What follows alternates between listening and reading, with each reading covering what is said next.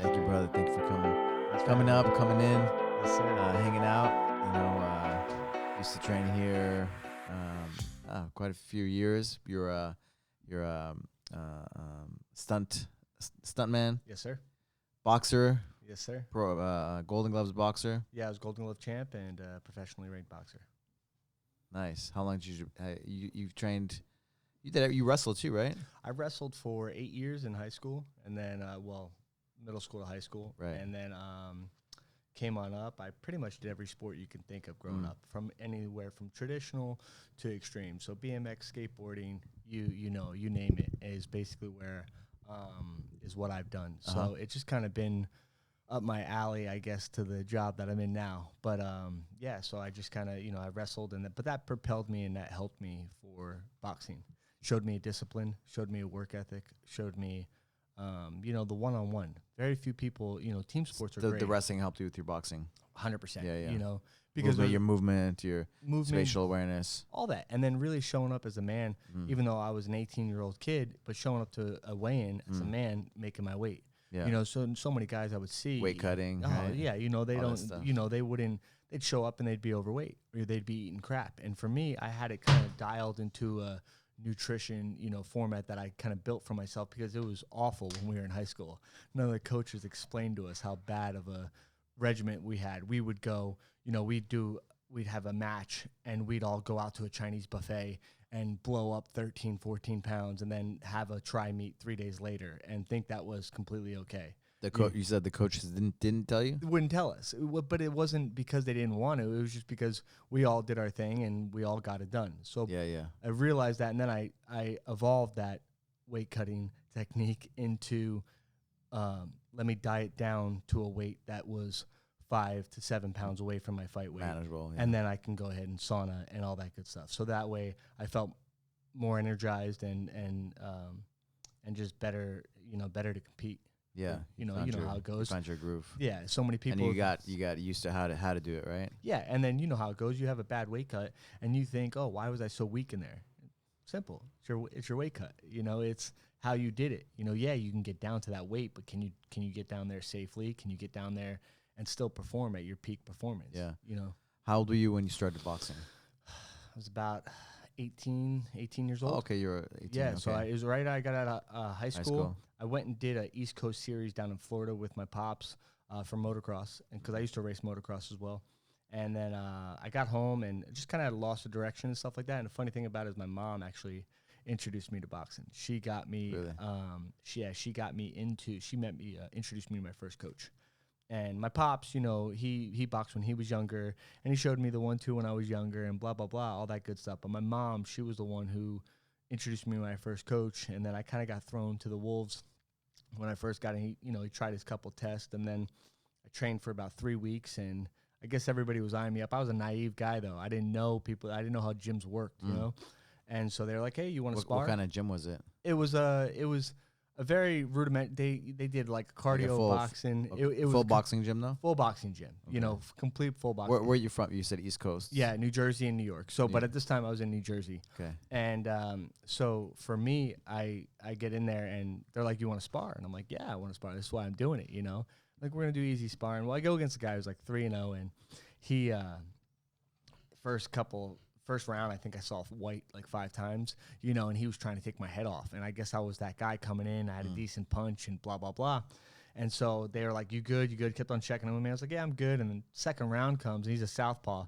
And that's a whole difficulty in itself. But somehow, some way, my instinct saw him open up when he threw a jab. He liked to jump in and lunge in. And I just caught him with a solar plex shot that put him down. I'd never put a guy down like this for the rest of my career, but he went down and couldn't breathe for like 5 minutes, just rolling around on the canvas. And I was like, I like this shit, So it was just.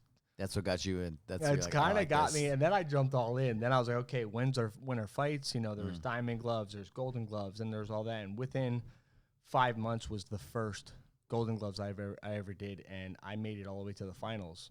And I lost by 2 points in the finals, but yeah, that was That was your first year? First year in it, and just kind of ran with it. I say I have really good instincts. You know, I think the fighter. I think I think as you know, with fighting, I think it finds you. You don't find it. You know, and I think you have that instinct inside you, whether you're either going to shell up or when a problem hits you, you're going to react and respond to a solution. And so I think those instincts helped me during that. And it just, once I found that and I saw the work ethic and I saw that it was my first, because in high school, I was a very small kid, very, very small. My freshman year, I was 85 pounds. I was the only kid that weighed as much as his jersey on my football team. 85 pounds, how old? 80 at 14 years old. 14, wow. 14. So I didn't grow until like my junior year, which was 17 years old, and I gained like 6-7 inches around that time. But I was I was 103, then 112, and then 119, all until I was 17.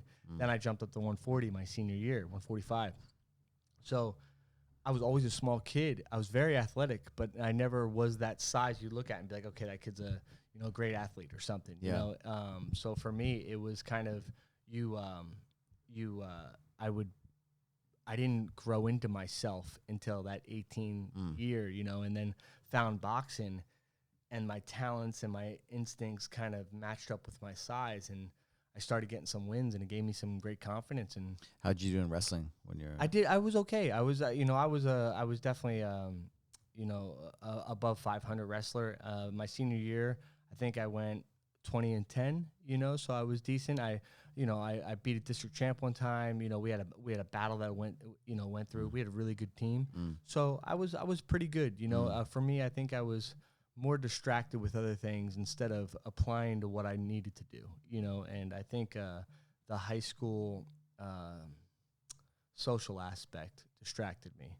And I didn't work at the things that I should have. And I back then I wasn't as confident as I am now of what people think and how to do your own way, where I thought because these guys have been wrestling since they were 5 years old, they just had this advantage when I had an advantage I didn't know about, so It's about building that confidence, right? that. And I think you need those wins. I think you need that belief in you, right. Just even the littlest bits as a kid. So any kids that I talk to now, it's like, if I can give them any kind of belief in themselves, because like, those wins are huge. It carries over to everything that you do in life, right? I don't care who you are. You get a win, whether it's a book report or whether it's a music recital or whatever. I relate a lot more to athletics, but a win is a win. Yeah. And that, and everybody likes to look at everybody now in Instagram and social media and see all their wins. Right. But everybody forgets. Like, everybody sees my wins now, but nobody's remembers when I was on a bean diet and I can barely, pay for food and Do you feel like all that weight cutting gave you eating disorders?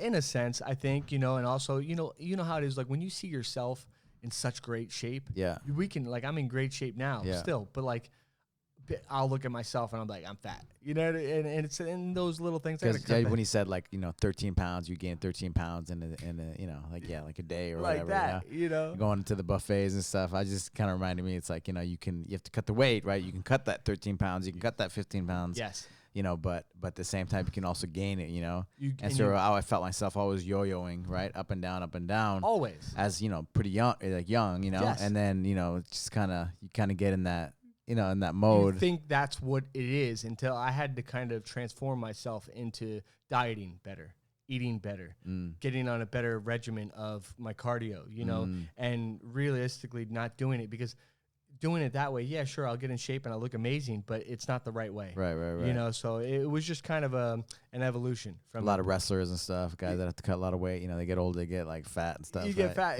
because it's that. I don't think they understand how to translate. Like, you get to that point, and unless you can convert that into something else, right, and be able to change that, where they're so focused, like, unless I'm wrestling 2-3 hours a day, I'm not going to get back to that weight.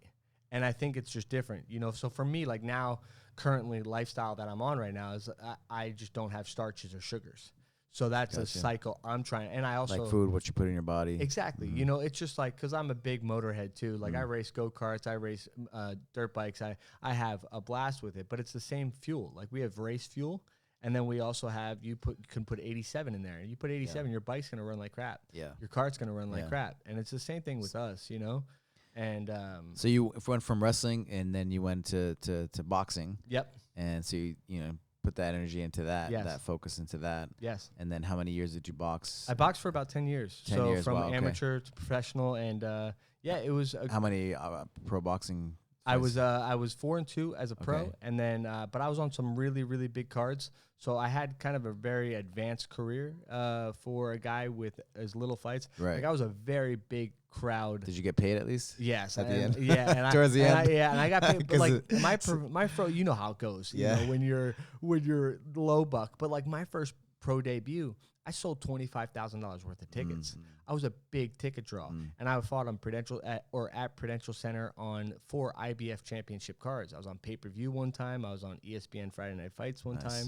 You know, so I had a very advanced career, and I believe I'm not a religious guy, but I'm very spiritual, and I believe, you know, my God, you know, gave me a path that wasn't damaging, and it got me to where I needed to get to. You know, so and I had forks in my road that I could have done, and I was held back by injuries and held back by lack of good managers and coaches. Well, I had great coaches, but it was just, you know how the business is, and it's the ugly side of the business that nobody sees, and they wanted to take me a different direction. That's a flesh peddling business in a way, right? And It is, very much so. UFC, MMA, like boxing. It's It's like you're basically like a kind of like a prostitute, you know. It really realistically, Right, yeah. realistically, you know, you look at It's it, not like my wife, she can't stand like just the fight scene, you know, Yes. because that's what it is. and it's Like all she loves jiu-jitsu, but boxing scene, you know, it's like, or not boxing, just fight scene. just fight scene. Yeah. It's the promoters, it's the managers, and they're all trying to see, because it's the same thing in the acting world and same Right, thing, right, similar. anything with agents and stuff like that. Yeah. But with fighting, it's more in your face, right?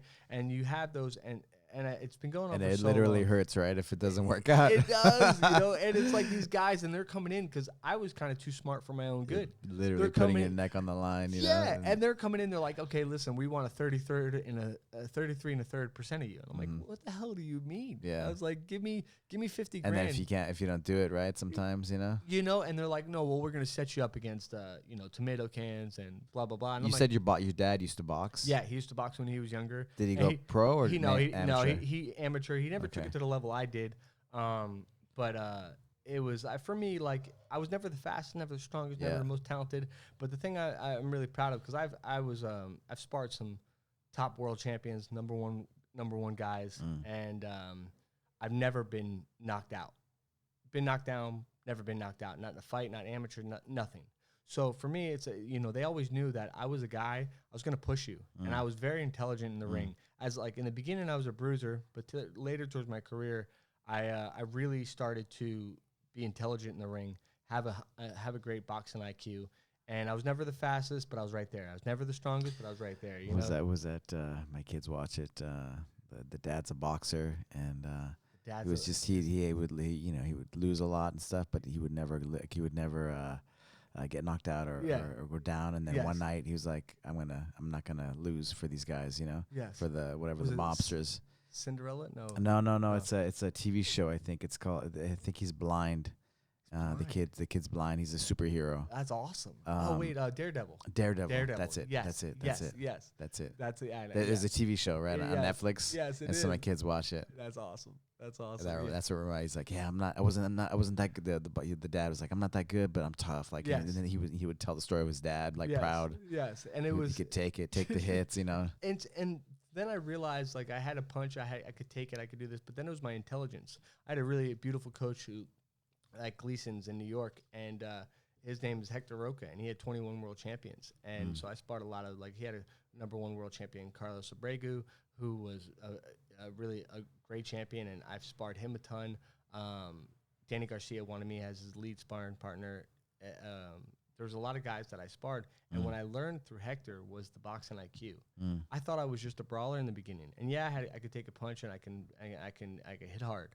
But for me, the difference was when I could see what people were doing and start playing chess, you know, and not sit there and be like, okay, I'm going to be reactionary. Where I can start there, I can put them in places where they're uncomfortable. And once I got to that point, and I really started, because with Hector, what I started to do is really watch film, really go back into the 1919s and the 1915s and the 1925s with Benny Leonards and you know, you go all the way through so many beautiful fighters that people think the styles were created today, but I can show you Floyd Mayweather style back in 1919. You know, I can show you, you know, Sugar Ray Robinson. Of course, these guys studied these guys, right? They study, and that's the only way you Cus can get D'Amato, there. Mike Tyson, he starts to talk about these guys, you know? Mike Tyson, he's a beast. He's a beast. He will forget more boxing than anybody that is alive right now. That guy is a freak of boxing knowledge, and his boxing IQ is so high. Because it seems like, yeah, you know, he was illiterate, he was this, that, but then he starts dropping all this knowledge, right, of these guys. And the only way you know that is by studying it. And Cus D'Amato would make him study film 4 to 6 hours a night. You know, and Cus D'Amato had access to the films that we don't even have anymore. Right, you know? right. So it's like when you see these fights and you can see these fighters, what happens is just like an artist or a musician or anybody does, right? You see something that somebody does, you're like, I like that. It's not their whole thing. It's just a piece. And you're like, okay, that's a combo. And so what I look at is I'd see a combo that they'd throw off. What was the point? Because you're like, when I punched that guy in the solar plexus and knocked him down, you know? Yes. That was like the moment, like, I like this. I like this, you know? The moment for him was when the kid, killed his pigeon. Yes. Right? Yes. And then he, like.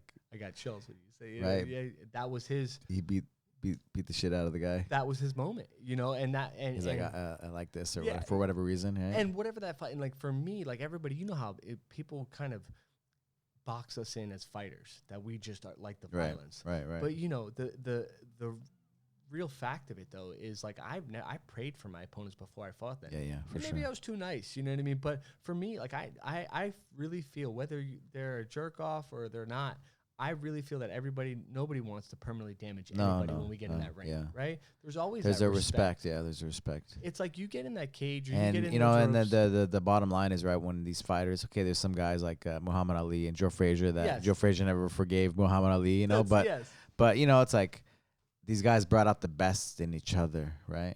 In that athletic realm, right? And so people don't look at it like you're visualizing the other guy training for you, and you're just like, and people don't understand how deep you go, because people think like, oh, they know fighting, right? Because they've been in a bar fight maybe once in their life, right? And I always tell people this: a bar fight is easy. That's emotions. That's hey, f you, boom, boom, boom, right? Done. I was like, try and train 12 weeks and knowing there's a guy training just as hard with 10 years of experience trying to knock you. He wants to knock you out cold. He wants you outdone, does not want you there. You know, so you have to battle your mind above anything. Right. You know, so for me, the greatest lessons I learned in life from boxing was how to dream. How to dream. How to dream. Visualize. You know, visualize, right? And how to suppress your negative mindset. Right. Because you're always fighting your inner demons, right? Can I not? Do I have what it takes? Am I good enough? Is he gonna knock me out? Is he gonna knock me out? The fear. You're like, no, I'm gonna knock him. You're visualizing your hand getting raised, you doing whatever you're gonna do. So I made and then it's a feeling, right? Then it's a feeling, and you can't just visualize. I say like you can't just be like, oh, I picture myself getting my hand raised. You gotta like put yourself into that moment and be like, how would I feel? How would I feel with that moment? How would I feel like if I just won in front of my family? Like I know I would be giddy and I'd let out a connecting roar. Those emotions. You got to connect that emotions to that visualization, you know. And for me, like what I learned when I was younger was I kind of learned as younger in my career was for every negative thought that I had, if I got knocked out, I would make it a point to have 2 positive thoughts. You know, like these neuroscience, like I don't know if you know Joe Dispenza. Yes. If you've ever listened to him. Yes. But he always, listen to a lot of his stuff and just like, the thought, right, is like sending the energy out there, right? Yep. And then the emotion is the magnet bringing it back to you. That's it. So, right. We're all frequencies, right? You know, and so quantum physics and you can get into those realms. And for me, I don't know the sciences behind it. But in your losses, right? Yes. So you have the losses, yes. Were you able to really, truly, fully connect, like emotionally, in winning or doing what you wanted to do? No, and I was actually my first career pro loss. The guy outboxed me. He was ready for me. He wanted me, but he was a tough Puerto Rican, and he's ranked 9th out of Puerto Rico. Really tough kid, and I knocked him down in the second round, and then he knocked me down, and then we battled for the next couple of rounds, and it was a battle. It was a slugfest, right? But the hard part about that fight, which I don't make excuses. But the hard thing about that was I was a swing bout. And so you have swing bouts? Yeah, for sure. I did my UFC debut was like that. I fought between George St. Pierre and Randy Couture. Oh my God! So I was like, it was my debut. I hadn't fought for like 3 years, and there I was in the Mandalay Bay Casino. So you're like waiting. You're like, oh my God, really? And like my coach wasn't really prepared for that moment. I think So I got up. I must have got up. So I was supposed to fight on that night by 8:30, 9 o'clock at night. I didn't fight till 11:15. So I was up and down every 15 minutes getting warm, and I don't think I had the experience there to keep me chilled and relaxed. Right. I was taped up and ready to go as if I was going to fight right at 8:30, which I had to be, right? And so all the fights went long. All the fights went long. Everything went the way that it shouldn't have, I guess, for me. And then by the time I got there, the crazy thing about it is the guy got me with some great left hooks because I would drop my right hand, great left hooks. But I didn't have my legs. I don't know if you've ever had this moment, but I was walking there, and normally I'm sitting there, I get in my little zone that I do as I'm getting there, and a little bit technically like visualizations and blah blah blah. But as I'm walking, I can't feel my legs. Like they don't feel contacted to the ground. They just felt like jello. I've never had this in any of my sparring, any of my fights, and I'm just sitting there and I'm trying to stomp the ground. Yeah. And I'm trying to feel something. I can't feel anything. And so when he got me, it was just my legs went right rubber bands. Like I remember when I knocked him down first. And I knocked him down first, and the referee started pushing me back, and my legs were buckling. And I'm like that just threw me off, and so it was the kid was a great boxer and stuff, but I think there was just proponents that you weren't ready for. I wasn't ready. And that's for experience, right? And that's also the coaching, right? Right there, the coach's experience. Like a Customato, he knew all the things from Mike Tyson to become, and then Mike Tyson started to believe him, right, when he told him like you're gonna be this and that. Yes. And then he had that first win. Yes. And he's like, and then he had another win, and then he started to. And that's a coach, and that's somebody who's been around the business. Like, right. I had a great coach. He was ranked 10th in the world as a pro, as a heavyweight in the beginning of my career. Yeah, and he's amazing. But on a certain level, I think there were flaws. And again, boxing, fighting, it comes down to us. Yeah, you know what I mean? So in that moment, I had my own lessons to learn, and I had to come back from that. I had to throw a lot of my pride out the window. I had to settle back down to my foundations. And I had to really come back and shovel out some demons and shovel out some stuff to come back from that, because that was on an ESPN Friday Nights card. I had a lot of people that were there, the people that, people that are supporting you, or the people that are, people that are truly there for you. And then there's also people that are just kind of waiting for you to fail. Yeah. You know what I mean? Yeah, you know what I'm talking about, and it's a shame, but for me, if you're doing something right, you got your haters too, right? You got your haters, but for me, that fuel is fuel. For sure. And that's why I tell people all the time, I'm like, whether you love someone or whether you hate someone, I was like, you're giving them energy. Yeah. So it's like, so if you have that and you're thinking about them, you're giving them energy, and whether they use it for good or bad, that's on you. It's on you or that's them, but for you giving them energy, that's on you. And so for me, energy is energy, and I used to fuel off my fans and fuel off the people that loved me and supported me. For sure. You know how it is. It's like that vibration. For sure. The roars, there's nothing like being under the lights. Yeah. And with that great risk of embarrassment, and to be a humiliation, fighter, right? Oh, and no one. And listen, I'm gonna put it out there. And fighting is not a sport, right? It is. I think it's the most evolutionized sport in my aspect. Obviously we're biased, but for me, what I believe is there's sports, like you got basketball, football, and you go all the way down the line. When does it get the realist, right? The realist when it gets is when they start fighting. Yeah. We start there. Yeah. So when I see, like, my biggest thing that I do not like is I love jiu-jitsu for kids because there's no head damage and stuff like that. Right, brain damage. What I hate is I hate seeing kids boxing at 5 years old, 7 years old, 9 years old, having 100 fights. Yeah. MMA kids, doing the same thing. I think that is an absolute shame. I think it's horrible, and I think the kids are just trying to appease their parents. Right. You know how it goes. Sometimes the parents are trying to prove something with live through their kids, right? Live through their kids because they weren't an athlete, and now their kids. If your kid is good at fighting at 7 years old, 9 years old, put him in any other sport, he's going to be just as successful. Jiu-Jitsu is where it's, You know, and I always say, parents always tell me, they're like, oh, I want to, you know, like my kids to box and stuff like that. I say, put him in jiu-jitsu first. Yeah, for sure. Put him in. I was like, because they'll learn that one-on-one grit. You'll learn that science. You'll learn that, you know, that toughness. But without getting, you know, damaging your head. For me, I've seen a kid that was 9 years old. He's now just turned professional, but he was 9 years old. By the time he got to 11, he had 130 fights. But from 9 to 11, I think he already had 30 fights. So he had like 100 fights in 2 years. And for boxing, it's, you know, it's just pretty much, you know, body but head, right? A lot of head. You know, there's a lot of head. Like, at least in Muay Thai, like the kids in Thailand, right? They're actually getting the, you know, it's like the whole body, the legs, kick, It's damage everywhere. You know what I mean? It's a little spread. But no matter what, you're still getting, it's relative damage, you know? And for me, at our most crucial times, it takes an adult up to 2 weeks to recover from a concussion. Takes a kid up to 2 to 3 months, you know. 2 to 3 months, huh? And they don't have the doctors and the amateurs that we do as professionals. So I think it's really. I mean, they've evolved a lot, you know, in the last few years, you know, with all the neuroscience we do that. But still, you know, it's like, why do that? why put your kid to set them up for life, right? And the thing is about it is, like, you look at all these professionals and they're like, oh, we got to protect the professionals.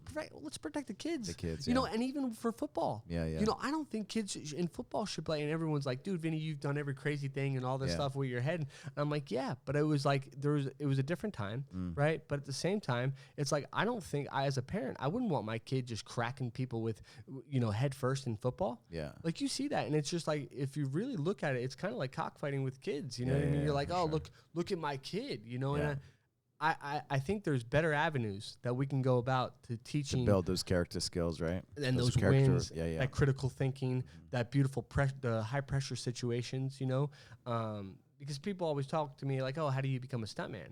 And I'm like, well, my life is designed me for that, but. So did you have some brain issues after fighting? Thank God I never did. I think. Did you have some things? I remember, like, you know, because I was trying to catch up. I was a grappler, right? And then I was trying to catch up with, you know, I was in the UFC and fighting and stuff with my stand up, you know. Yeah. And so I would spar more than I needed to. Yep. And without supervision with different coaches. Yep.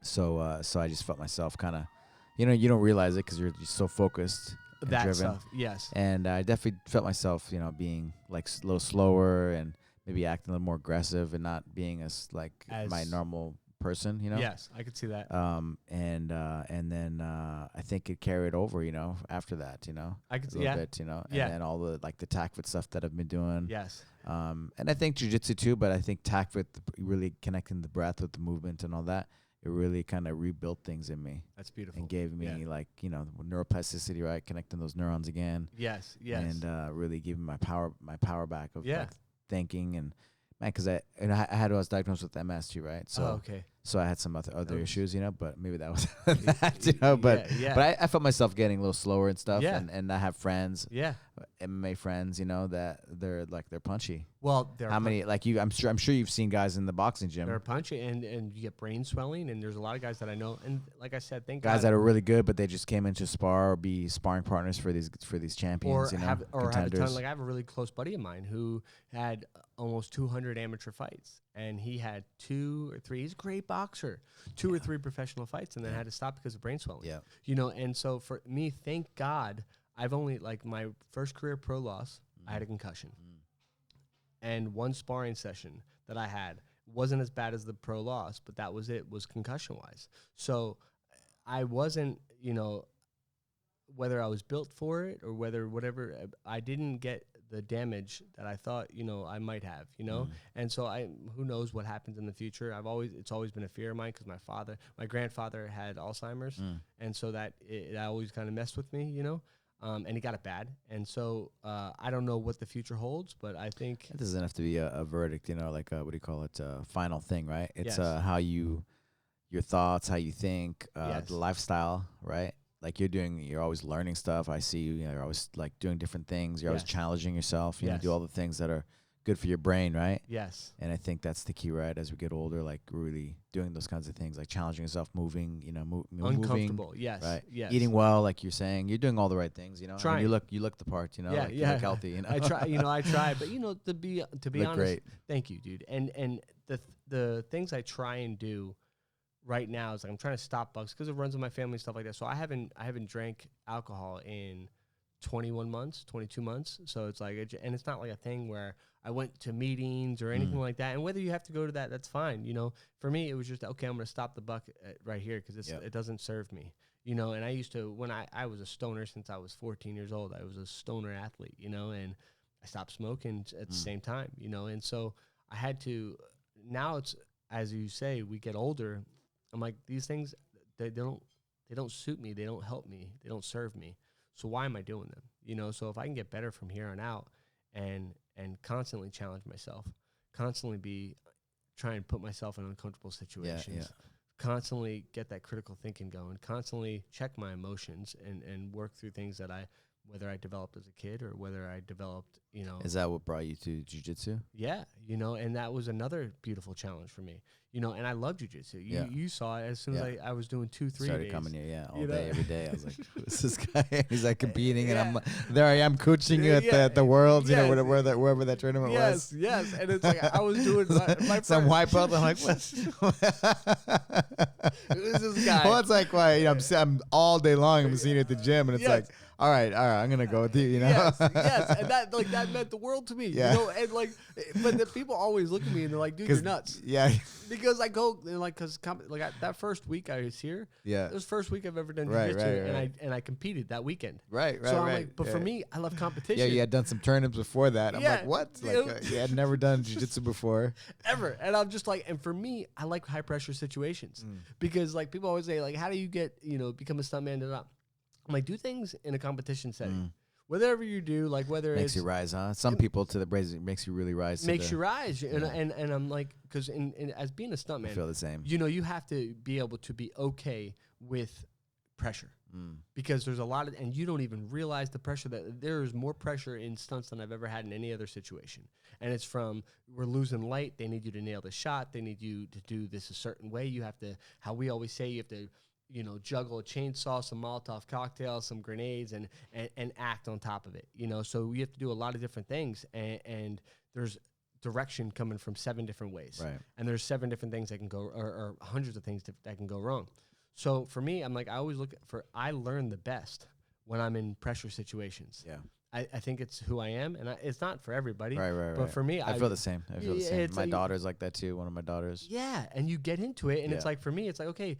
There's a tournament coming up, and all of a sudden she's like super focused, hyper focused. Boom, and so otherwise kind of like just going through the motions, not really focused. And you're like, okay, so where's that? How are you learning now? So I had a buddy who started jiu-jitsu the same time I did. He's at the Gracie Gym in New York. Okay. Right, so he's in New York City. Renzo Gracie. Yes, and he's over there, and he started the same time I did. Well, he was doing these like, I'm going to do this thing. What you hear a lot is that I'm going to do this, I'm going to train, and then I'm going to get into a tournament.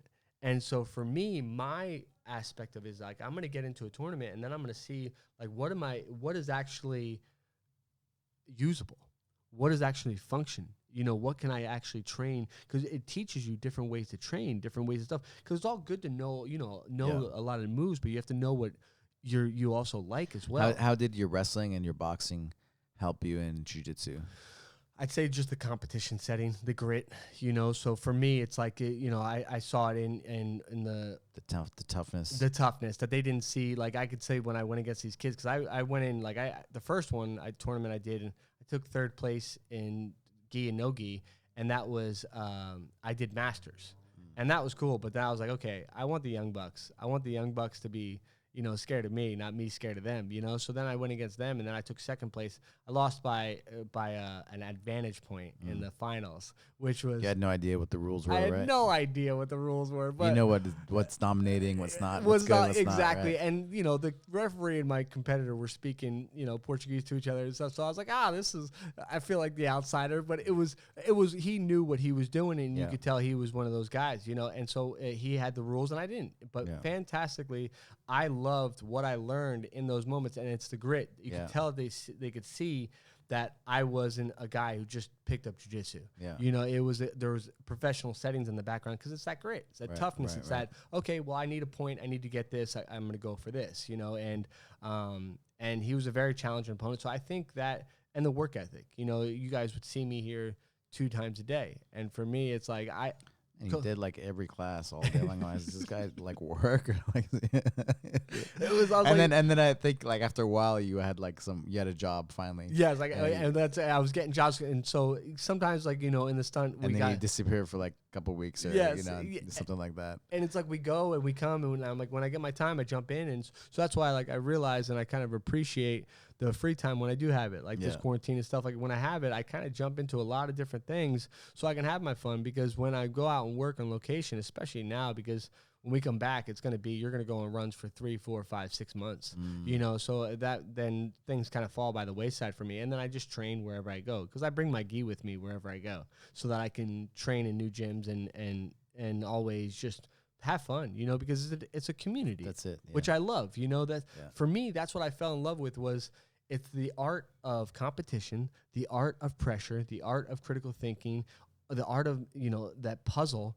How would you define critical thinking in that setting? Critical thinking, and it's based on as well as instincts, you know, but in that setting, I would just kind of say, you know, what are your setups to get to the moves that you like?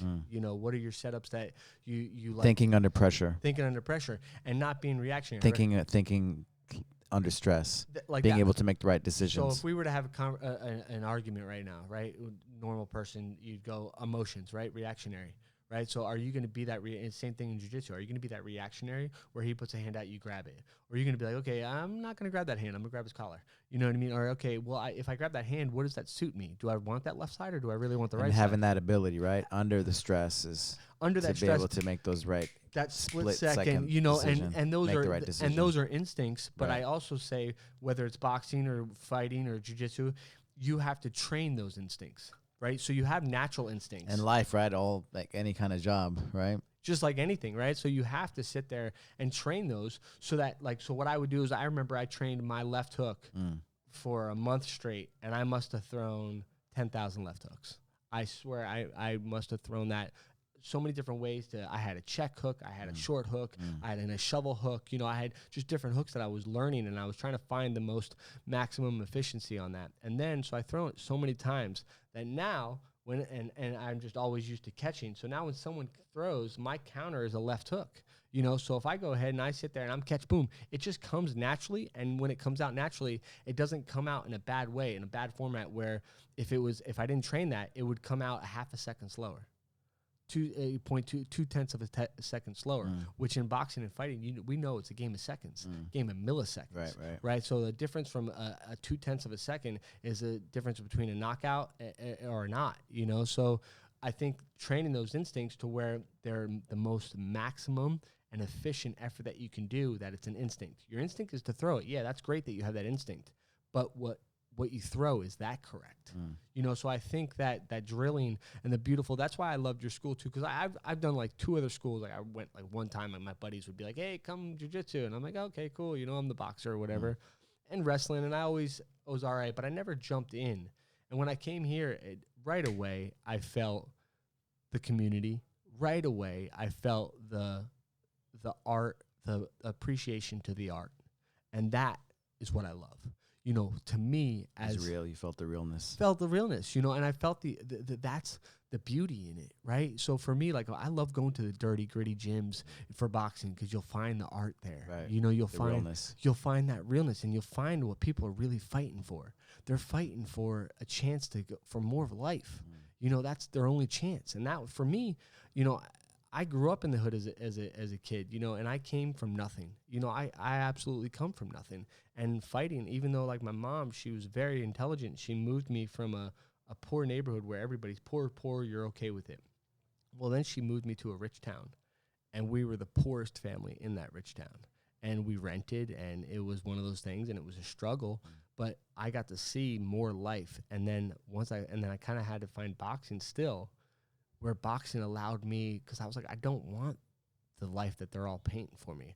I don't want to go to college and do all this. It doesn't seem right for me, you know? And I went to one semester of college, and I was like, it was a community college. I was like, I don't like this, you know? But seeing all these successful parents that were around me that did it all different ways, that was a game changer for me. That was like, wow, there's a different way to skin this cat.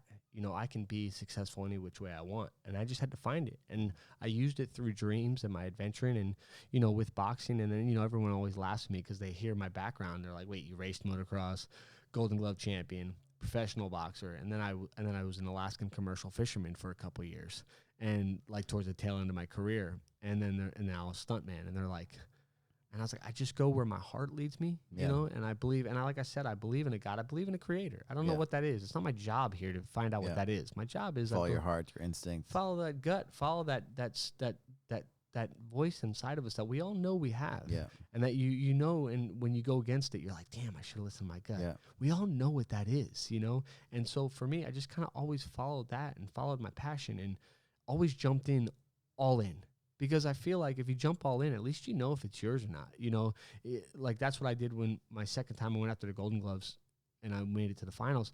I was like, this time I'm going to eat, sleep, and drink boxing. No girls, no partying, no nothing for 4 months, you know. And I was just, boom, eat, sleep, drink boxing, you know. And that's all I did. And I was like, if I fail, it's not in my cards. Yeah. I'm okay with that. You gave everything you had. Gave everything. That's a mindset I have with things too. And it's like because then you don't know. Because in my first time I went out, that's why my first time I went after, I was kind of stupid. You kind of surrender to the process, and in that process helps you kind of tap into that quantum. And if it's in your cards, it's in your cards, right? But if it's not, like you give everything you had to accomplish that. I gave. And if it doesn't happen in that, maybe that one thing. You know, it's always like things aren't always linear, right? But they go around. There's other success, you know. You know, like I said, like in the fork in the road, I could have either went to stunts or been Danny Garcia's lead sparring partner. Fork in the road, and actually, it wasn't even stunts. It was just to be like a featured extra role in the movie Creed. They first originally were looking for professional boxers, and so that's how I got in the door. But then the director liked my look and wanted me to be part of the main nemesis's entourage. So it was that. So you were in the Creed movie. The Creed movie, yes, that was my start, and I got my SAG card. Okay. I got all That's of how that you got into that whole. through that. That's what brought you to LA. Brought me to later on. So later on, but when I got on that film, it was Angel Garcia called me up the same day, the first day that I was on. I had to be there for 8 days, and I had sparred two of Danny's top 2 sparring partners 2 weeks prior, and I had one of the best sparrings I've had in a long time where I just tuned them up. I was supposed to go 2 rounds with them each, and I did 4 rounds each, and I was just, it was that day when you got everything, you know, where my hooks were snappy, my jabs were snappy, my movement was beautiful. I was just every which way I was just flowing, right? And so Angel calls me up, and he wanted my number. He's like, I want you for a sparring partner. I'm like, yeah, okay, I've heard it before, you know. And so then he calls me up, and he's like, hey, we want you for Tuesdays and Thursdays. Danny's lead sparring partner, 500 to start, and then as the rounds increase, we got you. And so I was like, I gotta call you back, dude. I was like, I'm on this Rocky film for the next 7 days. You know, that was the first day I was on it. He's like, you don't do that. You know how it is. Like when someone calls you up, a coach calls you up, you don't do that. It's your break, you know? And he's like, listen, dude, I like you. You got 5 minutes. And I was like, all right, I'll call you back. Called the casting agency, can I make this work? And they're like, no, you can't make it work. You're going to be there for 14, 16-hour days, blah, blah, blah. And then I called up my coach, and my coach was like, Vinny, most people don't have one of these blessings. You have 2. What do you think God wants you to do? And I went with my gut, and I went with my word. I gave my word to Rocky first. And stunts wasn't even an option at that point. It was just, I had no idea what stunts was, so I'll get to that. But then I gave my word, and I was like, here I am in Philadelphia, training for the past 3 months. I've been running the Rocky steps every night. I was like, I just feel like this is a once-in-a-lifetime opportunity. Yeah, for sure. You know, I was like, I just feel like this is right. And whether I was already fallen out of love with boxing or that was it, I forget. But I knew later on I was done, you know. And I was like, yeah. I was like, I got to call you back in 7 days when I get done with this project. Hopefully you'll have room for me in the camp. And he's like, all right, man. So I go to Rocky, and I'm on the set, and the boxing's about to start, you know, because we're a part of that. And I'm like, oh, here we go. And I'm judgmental, nose in the air. You know, I'm just sitting there like, this is going to be the Rocky box and it's going to be awful, you know? And I sit there and I see this guy up there and he's throwing some body jabs and he's slipping. And I'm like, okay. I'm like, there's some good stuff here. And so I go up to him. I see him. We see him at Crafty. And I'm like, yo, dude. I was like, this doesn't suck. And he starts laughing. And I'm like, I just say things like this sometimes. And I was like, I didn't mean it like that. I was like, I'm a boxer. And I was like, I thought this was going to suck and be Rocky boxing. And he's like, oh, thanks, man. And we ended up hitting it off. Was that the first Creed? That was, first Creed. First Creed. So, and we ended up hitting it off. And we just kept on talking every day. And then he found out my background. He's like, wait, motocross, the wrestling, all of it, you know, from the boxing to the fishing. And he goes, dude, you're a stuntman. And I was like, I don't know what that means, bro, but I appreciate That's how you got into stunt work. And then I hit him up. I actually went back fishing for another 10 months because my fight fell out over there. I want to. How did you end up in Alaska? How did that happen? So this is a really because funny. You know, I've heard, you know, I've had friends that have done that. You know, it's like crazy work, and it's dangerous too, right? One of the most dangerous and hardest things I've ever done in my life. It was a full combination of my character and who I became is Alaska, and there's a lot of parts of that because it's the grit, you know, and so you're working 20-hour days. You're 100 to 150 miles off the coast. You're in the Bering Sea because I fished out of Kodiak. And in Kodiak in Alaska, if you're a Kodiak Alaskan Commercial Fisherman, you're the guy in Alaska. Like, there's very few, like Dutch Harbor compares with us, but we have the Shelikof Strait, the Gulf of Alaska, and the Bering Sea as all surrounding us as an island. Wow. And so I've went out and I've been in 30, 40-foot swells, you know, and that was only like 30 miles off the coast. You know, so it's just you get in stuff real quick, and it's a surrender. Boxing, fighting, I see my opponent. I know my opponent at least on the day. So you're out there for months. My first run was 3.5 months, and that was you're out at sea, and you're working 20-hour days. 18 were high-fiving each other.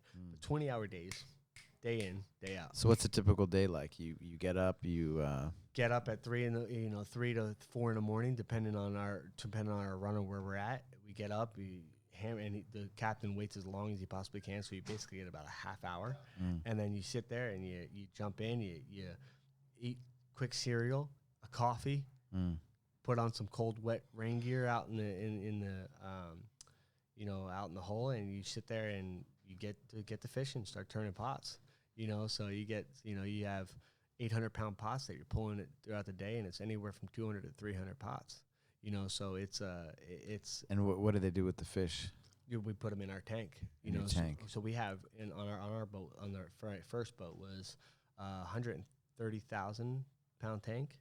So you sit there and it's a big boat. It's a big boat, and now it's actually a smaller boat for them. So I was on an 80-footer that I did cod on, and then I went to a 139-footer that I did crab on. So and crabbing they're the same thing. Pot cod is actually harder because you go for longer for less money in certain ways, you know. And so you guys have I guess you have a dining hall. You have a dining room area. Oh, it's a big studio-sized kitchen. Okay. You know, as they use it because we have big boats. You know, so in like my room was a nice, like it'd be a great room here in L.A. You know, so it's like, but you sit there and you know, I had my moments of surrender. You know, I met my God on those waters. You know, and I sat there and, like I said, in boxing, you can see your opponent. Fighting, you can see your opponent. There, you can't see or fight your opponent. So you have to surrender to this. Hey, you know, what will be, will be. You know, that's it. You know, and I ask it, like I had a couple of moments that it's not like Hollywood where your life flashes before your eyes. For me, it wasn't. All it was all the people that I loved. And this moment got very eerily slowed down. And it I could tell it was slowed down. It's the weirdest thing. You can see the moment, you could tell it slowed down, and it's quiet. But you know there's a ton of noise. And it's just like it's moving in slow motion. And all I could see was my family, all the people I really loved popped in my head. And all I was just like, God, just please let them know I love them. That's all I said. And as I said that, like as it stopped, it came to real time. Like it was just like that, and I was okay because I was on top of these pots, and they had shifted over, and if I went over with these pots, I was done. You're in 42-degree water, and I'm going, and I'm surrounded by 4,000 pounds of pots. I was done. You know what I mean? There's no chance of me going. And so you're below deck or no? I was on top of the deck, but we had a bunch of pots that shifted and broke lines. Pods are what we put that are traps, which are 800 pounds. They're 8 and they're swinging like crazy. 8 feet by 8 feet, and they're 800 pounds, and they're steel, and they're just, and we have them stacked on deck because we're moving a string, right? Which is a bunch of them to another location. And that's the only time you put them on your deck, and it's actually kind of the most dangerous. And we were only in like 12 or 15-foot swells, but it was enough to, if you have that extra weight on your boat, it can tip you like that. If you're in what we call it's in the ditch. So if you have those moments, you're like, and it was that, you know, like, am I gonna make it? And that surrender. So I got to that point of, you know, what will be, will be. I've made my choices in my life. I'm here on these boats. I'm sober. I don't do anything. You know, I was just working my butt off, and what will be, you know, and that's kind of where I was at. And I always put my best foot forward. Always put myself in my instinctual best situations that I thought. And that was it. And I just kind of put my ego aside, like we have to do on a lot of things, and listen to the people that were there before me. Listen to the guys, whether he's had 2 years or 3 years or 10 years, and not be like, I know it all, and not be like, oh yeah, but I'm a man, I know how to do certain things. No, it's okay. You can ask for advice. You can see that, but it's this whole macho thing where you can't ask questions. You know what I mean, and not be there. And it's like I really had to surrender a lot of things to just sit there and be like, okay, how can I be better at this? How can I be better, well equipped? I'm not a fisherman. I'm not a guy. I didn't even like fishing when I go out with my parents and stuff like that, you know, my pops. I wasn't that guy. So I'm like, here I am in completely uncharted waters for me, complete uncomfortable for me, you know, and I never even knew if I got seasick or not. Right. You know, and here I'm out now in 30, 40-foot swells, and I'm like, geez, this is nuts. So then hearing from other guys' experiences and asking questions and throwing that ego aside, I think it allowed me to put myself in safer situations, you know, and be that guy, you know. So and what kind of guys go on to what kind of guys were on the ship with you? They were great guys. On my first boat that I was on was a salmon boat in the beginning, but then I made it onto pot cod after that because I wasn't done. I only did like a month of fishing, and I was like, I'm not done with that. So then I went with these guys, and one kid was a native, and he was there. He's grown like Alaskan native. Yeah, he grew fishing his entire life, and such a talented kid and awesome dude. And then another guy, Andre, was from, he was actually a felon from Chicago, and he went out to Alaska like 7 years prior, and he's just been fishing from boat to boat to boat. And so they were we had a great energy, and I really clicked it with them in the beginning because like a brotherhood, huh? Yeah, it's a brotherhood. Human because connection. You have to be, and from what they look at is like they look for guys who are going to become a cancer on the boat. And you know this in training camps, right? Yeah. Guys that become a cancer, guys negative guys, that say you can't do it, that say, and that translates. That is very infectious. And so for me, even though I didn't know what I was doing, even though it was the hardest days I've ever put in my life, there's things thrown in there, and I messed up every which way. I always had a good attitude, and I was always like, let's go. You know what I mean? There was one day I had there was one day I was really bad, and I had to battle that, and I almost quit, and that was a tough day, and it was our best day of fishing, which was really funny. But that, I believe there's an evil, there's a devil, there's somebody that messes with your mind and your emotions, and so I had to battle that, and I had to sit there and I came out better on the other side, you know. So, but for me, it's like I always had, and whenever that happened, like the negativity, the only reason they knew something was going on was because I didn't talk to anybody. I internalized. So whenever like I'm hurt, they knew something because I wasn't talking. So I'll do the job, I'll do everything, but I was in a war inside myself. You know, I always found those very interesting. You know, the Alaskan, like the fishing. You know, yes. Yeah, super interesting experience.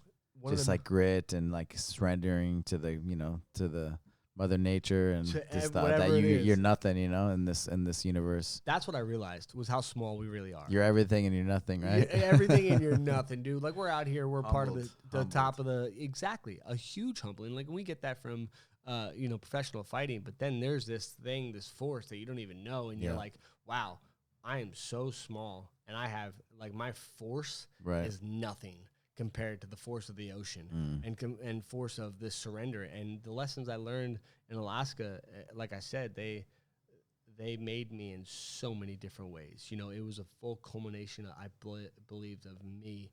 And I can trace that decision that when I went to Alaska to where I am right now.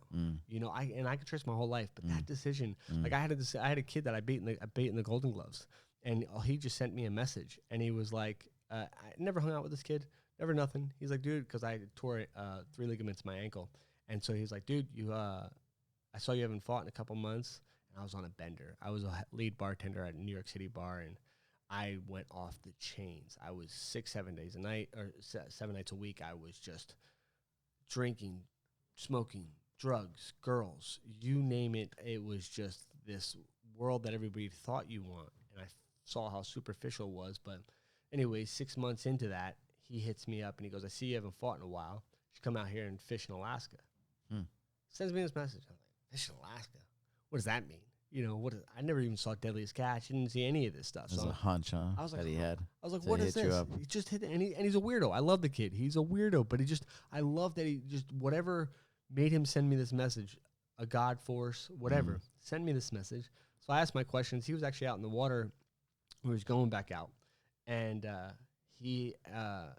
so I asked my questions. I was like, dude, do I give a resume? How do I get a job? Da-da-da. He's like, you just got to come out here and He's like, I'm camping on the beach right now. So he's like, and that's how you kind of find jobs. You got to walk up to boats and stuff like that. And I was like, camp on a beach? What are you talking about? Yeah. So I'm just trying to put things together in my head and try and make it make sense. And here I am. I'm working a job. I'm #1 lead bartender at a beautiful job. And like, it's a 1-year wait list to get at this job. Yeah. I'm 178th in the world as boxing with this guy. I'm like, I'm in a good place, right?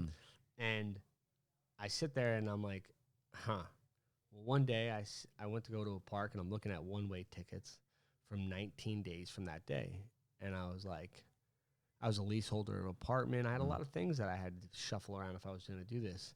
And I sat in this park, and this is a God moment. It's only happened like this one time in my life.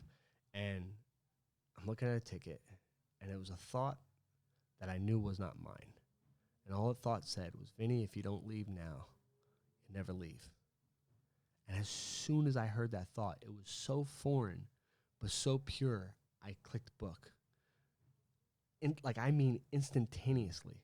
I felt it, dude. I was just like, and I knew it wasn't mine. I don't talk to myself in third person. Yeah. So it was just so weird to me, And so I made that decision, and I went with it on that, and I walked into my work 5 minutes later, and I was like, hey, I got to give my 2 weeks. And they're like, you find a better job? Like, they knew I didn't. I was like, actually, I'm going to Alaska. And they're like, what? I was like, yeah, I want to be a fisherman. And they're like, what, dude? Like, and everybody, my mom, my dad, brothers, sisters, friends, everybody was against it. Yeah. Telling me I'm throwing everything away. I'm going to die out there, all these things, and not because they're maliciously trying to sabotage me or anything, but because they were so nervous. Where was I going, It's crazy. And so it was just, I made that decision. I camped on a beach in a month and a half in Alaska, and then found a job went from Homer to Kodiak, got a job there. And then I fished for about 10 months, 10 to 12 months over there. Then I came back to reboot my career in Philadelphia. And then went back out there for another 7-8 months, and kind of rocked around and built a family out there and really enjoyed. And then I got back, and then I was like, I don't know if I want to fish anymore. I think I'm done with boxing. What's the stunt stuff?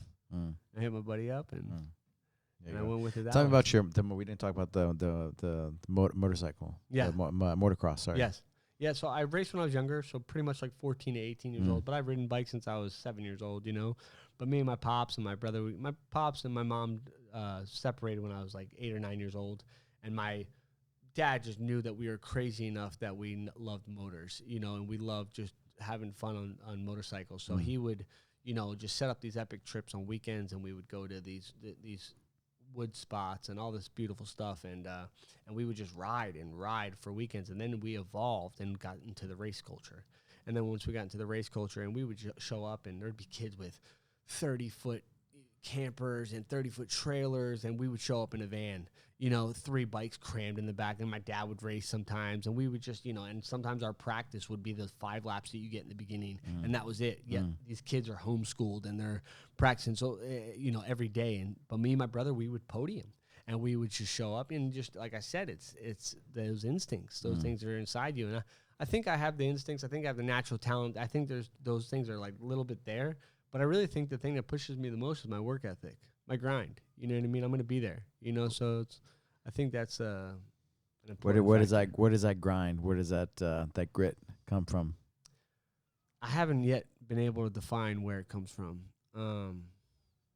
But I don't know, maybe it was something, me being a small kid my entire life, always having to prove to people, me always having and then it got evolved past people. What about your dad? What myself. Your mom's side, dad, the family members, or maybe, I don't know. Yeah. It's curious. On like what side? Where do you think that comes from? Like, you're attracted to the grind. You're attracted to hard work. I think both my parents are grinders, and both are alphas, and both are, they both have work ethic, and they have critical thinking. And my mom, she's a hustler, and I look a lot like my mom and stuff like that. And I'm a lot. Everyone always says I'm 50-50 of both, And I think they both have that grind, and they both have that toughness, and they both have their own unique factors of them that definitely drives there. But there's something inside me. And I think also linked with my childhood of always being the small guy. Like no one would pick me first if you didn't know me. No one would pick me first thinking I'm going to be the best athlete, because I was the smallest guy. But then I turn out, because I got voted like most athletic and all that kind of stuff against guys that are 6 foot and all. They look like the part, but I never looked like the part. So I had this chip on my shoulder that I was like, I'm going to outwork him. I'm going to outwork you. Let's see. Yeah, you can hang for the first 4 minutes. That's cool. Let's see what you can hang for 16 minutes. You know what I mean? Let's see, like, if you can keep doing that, then you're a guy. Because I always saw it. I looked at it, and kind of a thing I made up when I was younger. I see all these guys who are out there trying to look like the badass, trying to look like the part, trying to whatever. And back in the day, it was the shoes and the shorts and the look and the da-da. And nowadays, it's the look with the beard and the tattoos and da-da-da and all this kind of stuff. And I'm like, I remember I had this conversation with myself. I was like, I'm not going to look like the badass. I was like, I'm going to become the badass. What do I got to do to become that guy? What do I got to do to have those instincts, to have that capability that I can do these? And I was like, and all it is work. Like Kobe Bryant put it so beautifully. And he said, if you sit there, and he has this interview and he talks about this, and he goes, if you sit there and you put an hour a week towards, let's say basketball, because that's his passion, right? And he says an hour a week. He's like, you'll get better. He's like, but what if you do an hour a day? You will exponentially get better because of the math. It's the math. Whether you're working smarter, then that just smarter or harder, that'll determine how far you go. But if you're doing an hour a day, you are exponentially going to get better just because of the math. So it's the work ethic. It's not sitting there. I always tell people, like, becoming a stuntman, like I've rose to the top very quickly, and everyone's like, sat there and they're like, how did you do all this kind of stuff? And I was like, it's simple. I just didn't want to be the guy sitting at a bar saying, yeah, I'm a stuntman. I want to become a real life stuntman. How can I become a qualified, like I'm known as one of the all-arounders. And because of all my abilities, and it works really well for stunts and doubling, they call it as 1X, which is doubling the lead guys. I'm a good size and I have the abilities. So I looked at it, what are the abilities that I need to have? What do I hone on? Like these are some really tough things that I have for my fighting, but now I got to do film fighting. Now I got to sit there and get better at my car control, my vehicle control with vehicles and bikes and motorcycles, and then bicycles and jumping and stuff like that, and get my timing honed in. Then my gymnastics, and then my my rolling, my high falls, all these kinds of things. I looked at them like, how can I become better? How can I become this guy and putting in the work every day?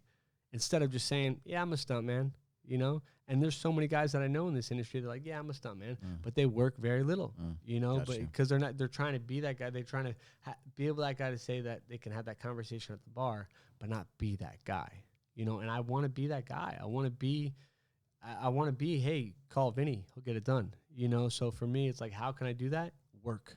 Yeah. You know.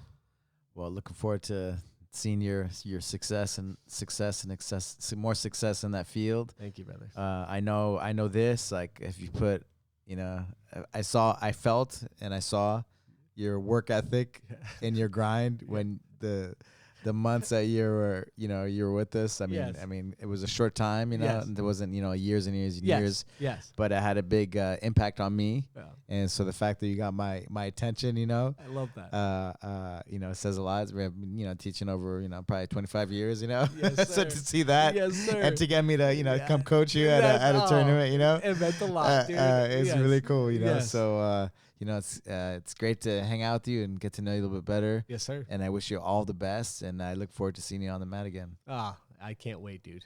Thank you, brother. Thanks for having me. Thank you.